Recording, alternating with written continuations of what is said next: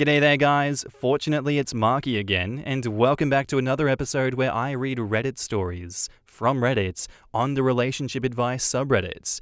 If you guys love today's bloody good content, don't forget to like, comment, subscribe, sit back, relax, and enjoy the episode.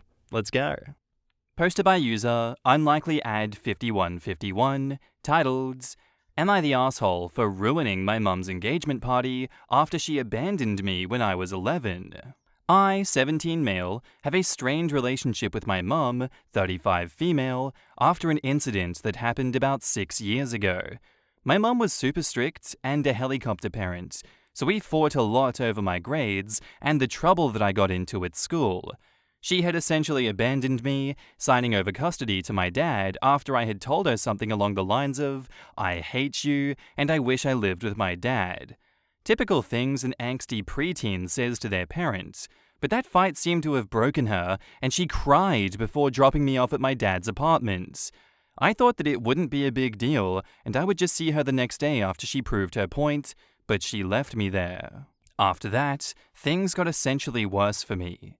My grades dropped and I kept getting into trouble at school, almost to the point where I was kicked out. My dad never had job security, so money was tight. His girlfriend also wasn't fond of me, saying I was dumped on them. I wanted to go back to live with my mum. I thought to apologize, but my mum had essentially moved on with her life. She went back to college to get her degree and was always studying, and later on was focused on her new work. On the weekends I would get to see her, things were tense between us. She tried so hard to be the fun parent, eating takeout and leaving me to do what I wanted, but it was so unlike her, and we became more estranged. 3 years ago, she started dating Paul, 39 male, a widower with 2 daughters, 9 female and 13 female. She started treating his daughters like they were her own, and they started calling her mummy, which irritated me. Eventually, they moved into my mum's house and changed my childhood bedroom into one of the daughters' rooms. I was livid when I found out, saying some mean things about the girls, and refused to go back there for my mum's weekends. But she was confused on why I was acting this way. Because of this fight, she thought that I wouldn't be attending the engagement party when she announced that her and Paul would be getting married. And besides, she didn't want me there to ruin the perfect picture of her new family. So I made it a point to go for the party and called her out on her behavior. I wanted to confront her and tell her that she wouldn't have to bother with me after I go off to college, but I may have taken it a bit too far. Everyone kept talking about how Paul's daughters were like her children and how it would be when she had more kids, and it snapped something in me. I called her a horrible parent and told her she was trying to replace me with the little brats after she had abandoned me, along with some other insults that I don't really remember. Paul kicked me and my dad out, saying that I was an asshole for making his fiancé and girls cry and ruining the engagement party. He said that I won't be allowed to the wedding unless I called and apologized. I may have taken it a bit too far, but my dad agrees that she had it coming after she abandoned a young child at an age when I needed my mother. So, am I the asshole, and should I apologize? In the comments, Neo Geshel says, This is above the pay grade of this sub. You are a child, and she is an adult, and your mother. She needs to do the emotional work of creating the conditions for your reconciliation. If she can't, then you need to focus on your growth and figure out how to establish yourself in life. It doesn't sound like she's going to be coming through on that, so you're on your own. This is of far bigger significance than whether you are the asshole or not. Take care of yourself, not the asshole. OP says, Thanks for saying so. Kiddo, I'm sorry this happened. What she did was selfish, and she hasn't made up for what she did. You are still young and can learn from her mistakes. Your best course of action will be to succeed in life. Be the best whatever you want to be. Find happiness. Don't let her crush you. The happier you are, the easier it will be to forget about someone who only cares for herself. And like others have said, therapy. You probably have CPTSD. Traumatized people often react poorly, but she caused the trauma. Someone already said that this is above the sub's pay grade. It's very obvious that you have some deep emotional issues towards your mum and you feel abandoned. Ultimately, she's the parent and she has to take the majority of the responsibility for the way that your relationship has turned out. But quite frankly, I think you really need to take a look at the role that you played in this as well. You acknowledged that you hurt her feelings when you told her that you hated her. You just assumed that you would see her later. Did you apologize to her? You said she tried to do fun things with you in the weekends, but you also said that you didn't like that either. At no point do you actually say that you apologized to her at all. Instead, it seems like your behavior escalated and you continued to lash out. Your mum could have possibly tried harder, but it seems like she's damned if she does and damned if she doesn't. You have made your feelings of hurt and resentment and abandonment very clear in this post. At what point do you acknowledge that your mum is also a person with feelings and that you may have continuously, without apology, hurt her too? I'm not sure if I want to call you an asshole, but I don't want to call your mum one either. No assholes here? I would say everyone sucks here because all their actions weren't great. I think therapy and self-reflection can help. The only person who I feel like was making a bad decision decisively is OP, because it's his story and his own admission that he never apologized, and her quote-unquote helicopter parenting was just being a good parent. But he's a teenager. I don't have a solid grasp on what the mum did. Her feelings were hurt by OP's own admission, and she made several attempts to repair the relationship. OP sounds like he just didn't listen or respect anyone's authority, and I don't really know what else she was supposed to do when he kept making it clear that he didn't want to be around her. OP was 11 when they had that fight. It's kind of unfair to expect foresight and adult thinking from a preteen. 11 is a child in middle school. Middle schoolers are hardly known for rational thinking or impulse control. But he was 17 when he pulled this most recent stunt, which includes attacking and insulting kids who had nothing to do with the issue. He's old enough to know that it's wrong and still wants to take minimum responsibility for that. He's old enough to revise his thinking and is choosing not to. Hi, child of divorced parents here. From the bottom of my heart, you're the asshole. Trying to help your child and being strict with them after they get bad grades and get in trouble at school is normal. You didn't like the consequences of your actions, so you lashed out, and you got exactly what you wanted. She was too strict and helicoptering? You hated it. She was the chill weekend parent? You hated it. You didn't want to live with her? Well, then you got what you wanted. Deal with your actions and stop blaming her for them, and please, please, either apologize and change your tone, or leave that woman and her family alone. You say that she was a helicopter parent. Your definition for this is that she would check your homework to see if it's done or right, make sure that you pay attention in class, that you went to bed on time and ate healthy food, and limited your access to the internet. Mind you, all of this is what we call good parenting, not helicopter parenting. You started acting out, grades dropping, getting into trouble, all at the age of 10 to 11, which is honestly young. Not even a preteen bothered by raging hormones to be acting out so much that it caused issues with your mum. Then you say that there was one incident where you yelled and insulted her and demanded that you want to stay with your dad, to which he obviously had a breakdown, shut down mentally, and then let you go live with your dad. People don't break down and shut down over one incident. A parent, who by your description was loving and attentive, doesn't do a complete switch from one incident, which is why I do not believe you that this was one incident. I believe this was a pattern of toxic behavior that you never worked on, growing worse, which is obvious from how you tore in like a raging bull into the engagement party. I never ever in my life ever told my parents that I hated them, not even during my teen angst phase, not even when I had bad grades and was grounded. So no, that is not a normal thing to do either. She broke down and decided to let you have what you wanted, a life with your dad. You say, I was just a stupid kid, I didn't mean it. Well, unfortunately, we can't take some stuff back. You even admit that you never apologized for saying all those horrible things you said to her. You had all the time in the world to reflect on the venom that you told her and say, Mum, I'm so sorry, I didn't mean the words that I said. On a side note, very interesting how you say that your mum abandoned you, but you don't act like your dad did. I mean, she now had the same custody that your dad had before, yet he never abandoned you? He was the weekend dad before. Why is your dad allowed to have a long-term partner but not your mum too?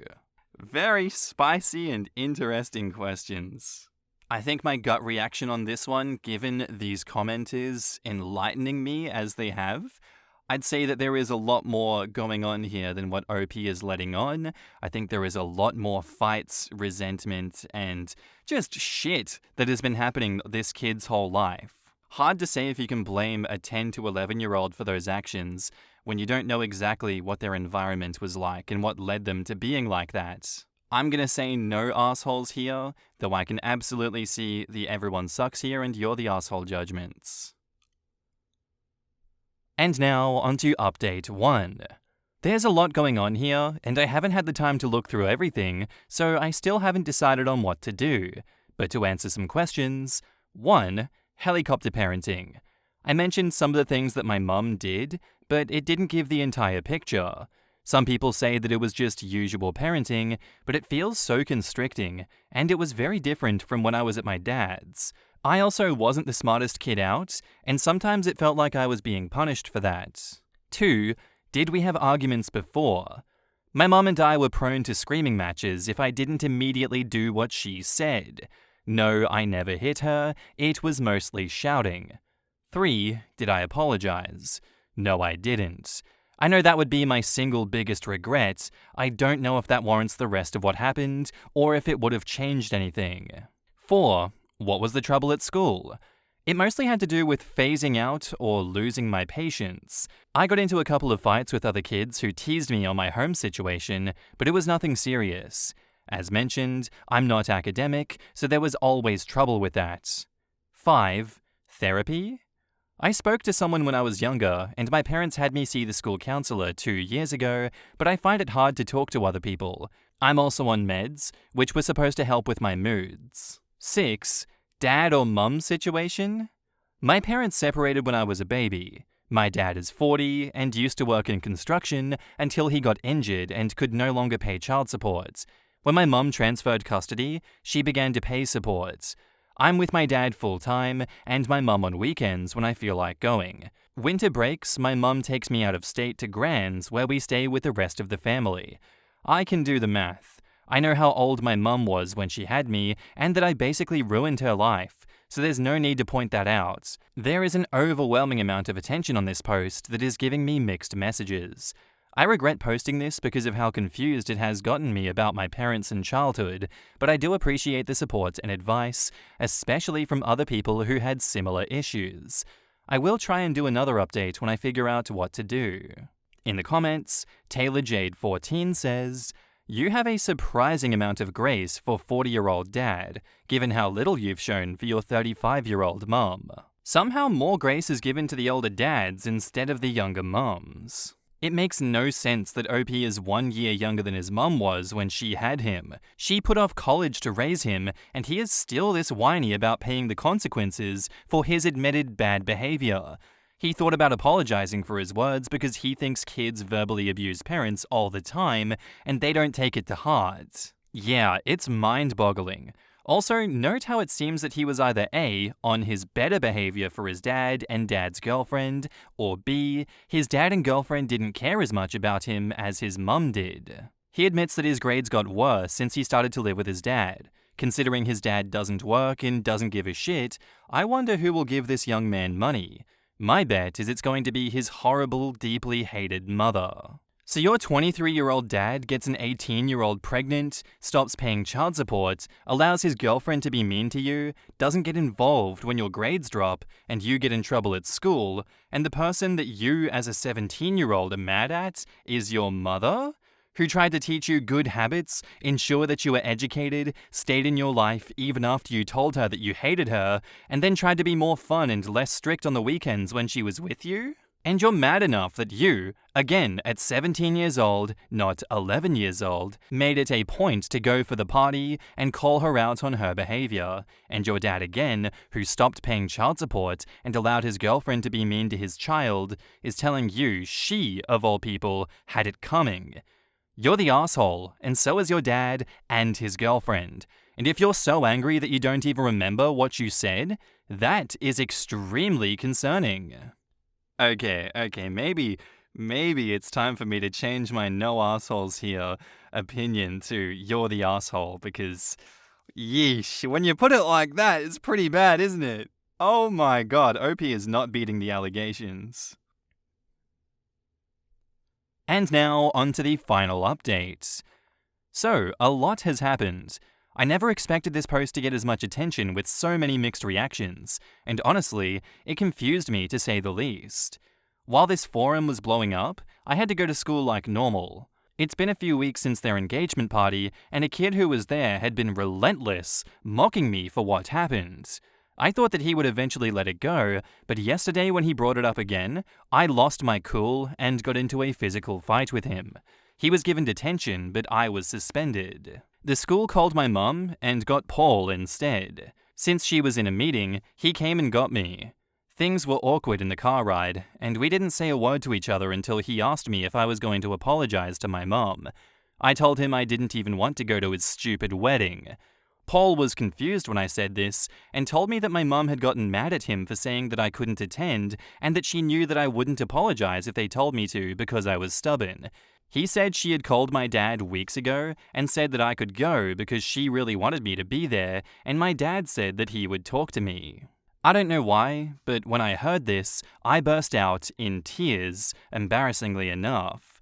I don't know if it was the suspension or reading all the comments, but I really couldn't hold it in anymore.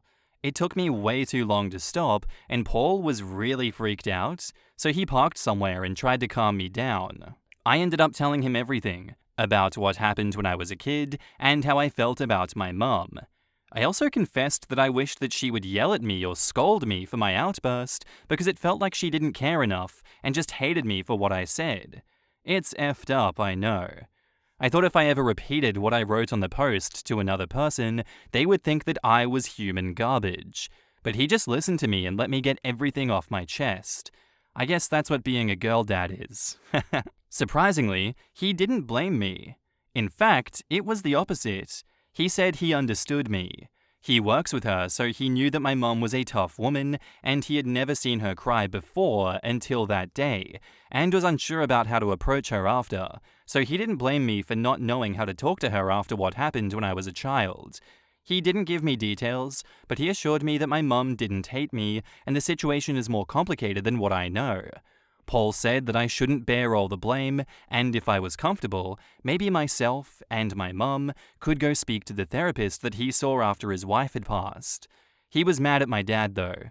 Apparently this was not the first time that my dad had said that he would talk to me about something, and just didn't. Paul suspected my dad wanted to get me to have another outburst at the wedding because he still was somewhat resentful towards my mother. I don't know how to take this because, while my dad didn't really like my mum, I don't think he would actually do something like that. Either way, I think I owe to myself and my mum to at least try and reconcile and deal with my trauma so I could let go of my anger towards her. I at least apologized to Paul's girls. My dad wasn't home, so I spent the rest of the day at my mum's. The 9-year-old forgave me almost instantly. Like she didn't actually care, and asked me about dinosaurs for the rest of the evening. The 13-year-old is still pretty mad, but mostly because Paul had her give up her new room and share with her sister. I tried to say that I was okay if she took back the room.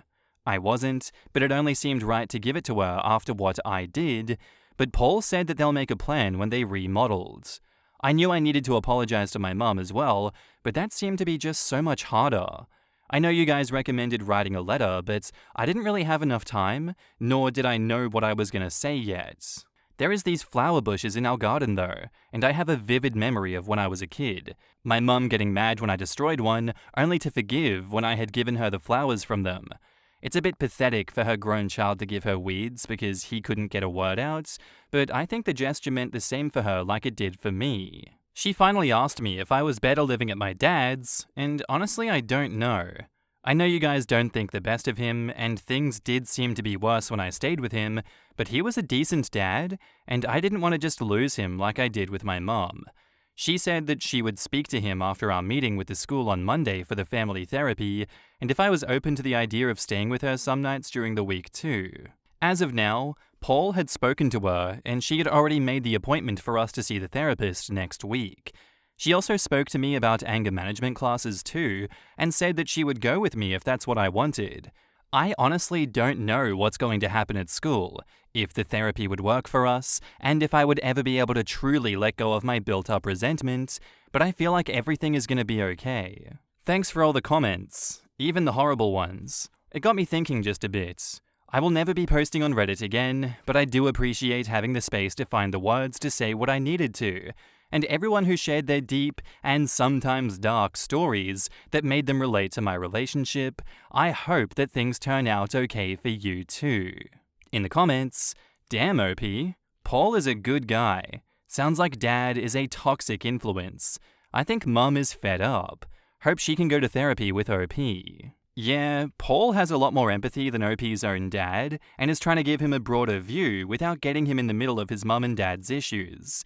It sounds like OP was being weaponized by his dad and was unaware of it. He holds so much resentment against his mum and gives his dad a pass even though he bears as much responsibility as OP's mum to help him become a well-adjusted, independent adult. It sounds like mum was trying to do more for OP, like paying child support, than OP's dad ever did. I hope that OP can get some awareness and realize how his perception has likely been warped and work towards having a healthier relationship with his mum and new step family. It sounds like he's really missing out by driving his mum away. All of this, just the fact that OP's father supported his son's outburst at the engagement party, that was cruel what OP did. It seemed like his dad patted him on the back afterwards and said that she deserved it. OP said that he hated his mother and wanted to live with his father, so she did what he wanted. She didn't abandon him, but his dad twisted it that way. This kind of felt like he lost his mum after criticizing her openly. He'd be the perfect victim of parental alienation, since he'll probably not dare risk his second parent by even looking at them negatively after what he experienced with his mum. I wouldn't be surprised if the parental alienation occurred long before mum gave up primary custody. Dad was the fun parent who allowed OP to stay up late, skip his homework, and eat junk food. That's why he kept telling his mum that he hated her so much and wanted to go live with his dad. He figured that his mum was bluffing when she said okay and got the custody arrangement changed over. He didn't apologize. He didn't ask to come back home. He didn't tell her that he missed her helicopter parenting because at least he knew that she cared about him. She just gave him what he wanted: 2 fun parents and no expectations. I'm going to speculate here a lot. I bet when she did that, she may have thought after a few weeks that he would learn and understand. But maybe Dad used on his favor how stubborn both OP and his mum are, and how they're not able to communicate, to maybe say to the mum, he does not want to go back, and she does not want you back. Maybe Dad was getting child support for OP as he got full custody. But of course, I don't know anything, and this is just absurd assumptions from my part. 100% she was paying child support according to OP, and he admitted that his dad didn't because he was injured and couldn't work. I'm sure that OP's dad did some under-the-table work to put a roof over his head and food in his belly, but nothing on the record for child support. It is hard to be on his mum's side in this. I can empathize with her. Dad sounds like a toxic instigator. She had to raise an unruly kid all by herself from a very young age, and it really read like she finally snapped and found an excuse to dump her kid. OP was absolutely right about that. What a traumatic thing to go through. She'll come back tomorrow, I'm sure of it. She didn't just leave me. Mum? What really got me is that nobody at any point took the kid to therapy or even tried to empathize with him. They just coped until they couldn't cope anymore. This story sounds so real too. That's what's heartbreaking. Poor kid just wanted someone to understand him.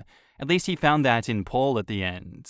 I always take these stories with a grain of salt, but this one hurt my heart. This one very much so feels like a teenager lashing out and not knowing how to understand any of this, with a mum who doesn't or can't comprehend how to handle him, and a father that weaponizes him. His bio parents really let him down. His stepdad is a good man, and I really hope that he stays as positive influence in OP's life. Our next post is by user InaBina1, and it doesn't have an update, but I liked it, so I'm still going to include it, and it's titled, "Am I the asshole for not letting my girlfriend into the bathroom?" I was taking a shower, and in the middle of it, my girlfriend suddenly knocks on the door and pulls the handle several times. With the water running, it was difficult to hear what she said. She then proceeds to turn off the lights in order to get my attention. I shout that once I'm done, I will open the door, but she doesn't want to turn the light back on until I open the door. I get a bit irritated about the situation since I can't really see anything and I'm nearsighted, on top of it being pretty dark. She wanted to go work out and brush her teeth beforehand. After I was done, we got in a bit of an argument since I said that it was unnecessary to turn off the lights while I was in the shower and that she could have just waited until I was done. She starts ranting about wanting to head off, so she's at the gym before a certain time, since then the treadmills would be taken, and so on. I just felt that it was a bit unnecessary, and now she's headed off while the mood wasn't particularly at its best. Am I the asshole for not opening the door right away? Edit. For people wondering why I locked the door and think it's weird, the reason for it is that I just value my privacy. I don't like people running in while I'm showering. Of course, it doesn't do anything if she sees me naked since she's my girlfriend. It's more of a personal preference. We both do it. In the comments, Walking in the Sand 23 says, "She created a hazard by turning off the lights and leaving you in the dark in the shower. Tell her that it's not okay and she could have waited 5 minutes to brush her teeth. Next time she's in the shower, do the same thing to her. Maybe then she'll get a clue." OP says, "I told her this, and I said that if she would have been in the shower, I would have just waited until she was done. I feel like this is just common practice. It's Sunday, and the gym is open until the evening, so she's not really in a rush either. It's not about what you would do, it's about how you felt about what she did. Keep it to that." Normally, I would say this is true, but in this case, it is about what OP, or more accurately, a reasonable person, would or would not do. This commenter is right. She created a hazard. Showers are dangerous. So many injuries happen in showers, and the injuries that happen in there are exacerbated due to the slippery conditions impairing your ability to grab, balance, and compensate for a fall, as well as the general hardness of every surface around you if you do fall. Bathing is also widely, I presume in OP's culture based on the post, as it is in mine, considered to be a small human privacy that people are entitled to. Her desire to brush her teeth before leaving is not a priority, unless OP is taking 30-minute showers. My response to this would be a genuine come-to-Jesus sit-down with my partner about boundaries, privacy, respect, priorities, and the nature of our entire relationship. We aren't squabbling siblings. We aren't children. I will not be manipulated over something as asinine as brushing your teeth before the gym. And if that's how the relationship is going to carry on, I want zero part in it. Even if OP is taking 30-minute showers, my showers, unless I'm going out and pressed for time, are around 20 to 25 minutes, between the color-correcting shampoo and mask and whatever shaving needs to happen. In my entire adult life, I think there was only one disturbance from a human while I was showering. I have cats, they always disturb in the bathroom, shower, etc. Ex-hubby rushing in because he had to pee desperately and had been holding it in while the traffic was inordinately slow. Otherwise, when someone was preparing to go shower, we'd normally see that, tell each other, etc., and say, "Mind if I pop in to grab XYX, or pee, or whatever quick action, as I'll be leaving before you'd normally get out, if it was needed."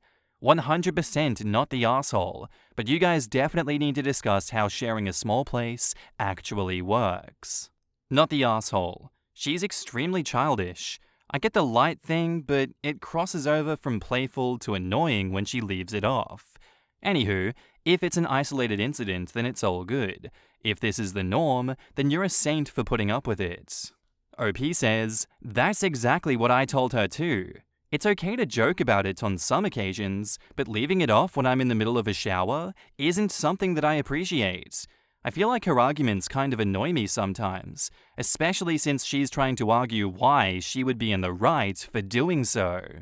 Honestly, it's not really okay for messing about. I'm probably sensitive from the number of times that I've hurt myself in harmless situations, but I'm nearsighted too, and turning the lights off on someone in the shower can go so wrong. Ask any paramedic. Not the asshole anyway, but also just not a fun way to mess with someone because of how quickly things can escalate when you're barefoot with reduced vision in a bathroom. Everyone sucks here. You should have turned the shower off for a second to listen to what she wanted and decide if it's a reasonable request. She might have had a bad stomach, or really needed to use the toilet, or had some urgent need. I also don't think that it's unreasonable to ask to brush your teeth whilst your partner is showering if you're waiting to leave the house. However, turning the light switch off was an asshole move. You could have easily slipped and hurt yourself since you say that it was pretty dark in there. It was not an emergency of such proportion that this was a reasonable response to you making her wait. But I think you both acted poorly and inconsiderate of each other here. And that's where I'm going to end today's episode, guys. I do hope you enjoyed. If you did, let me know what you thought of it in the comments down below, and I'll see you in the next one. Bye.